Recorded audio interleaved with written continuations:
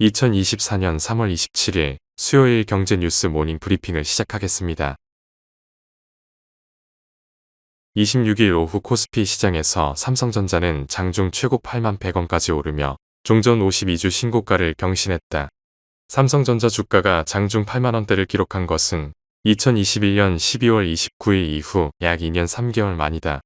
삼성전자 주가는 최근 일주일 새 가파르게 상승하고 있다.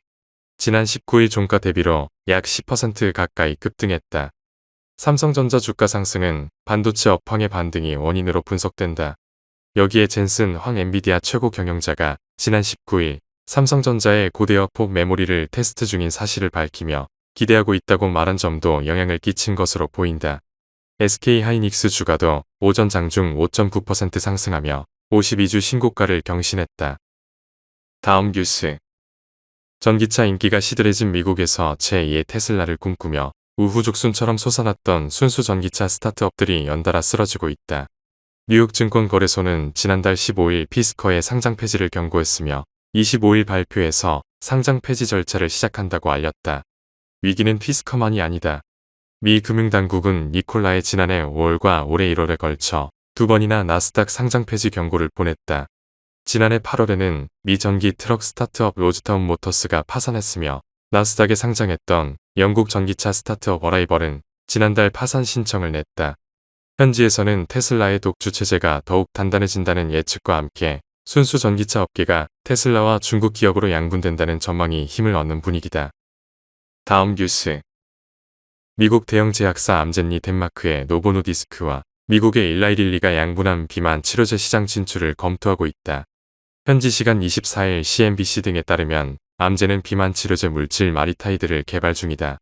다만 소규모로 진행된 초기 단계라 노보노디스크와 일라이릴리가 장악하고 있는 비만 치료제 분야에서 얼마나 경쟁력을 가질 수 있을지 단언하기는 아직 이르다고 CNBC는 설명했다.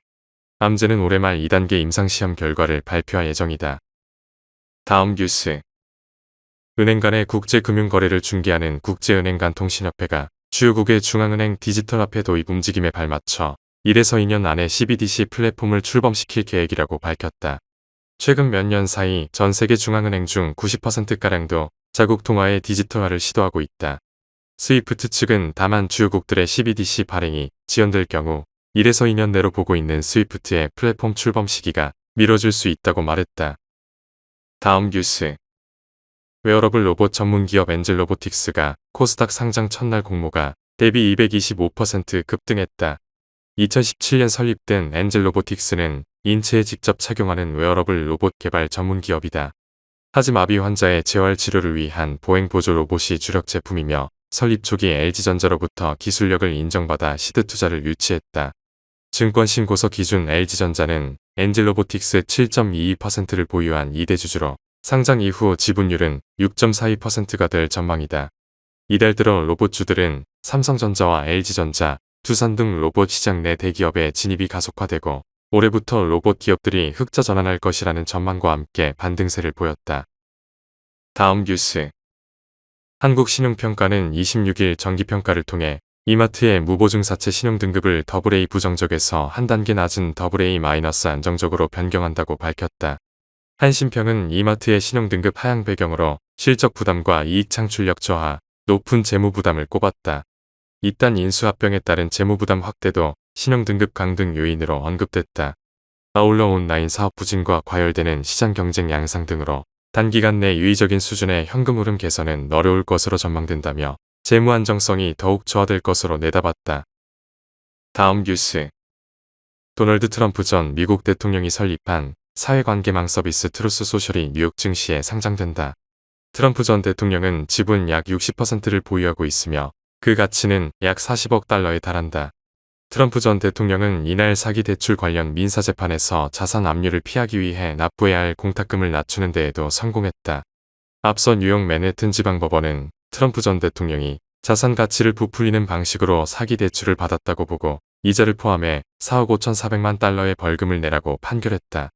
대선을 앞두고 4차례에 걸쳐 형사기소된 트럼프 전 대통령의 첫 형사재판은 다음 달 개시된다.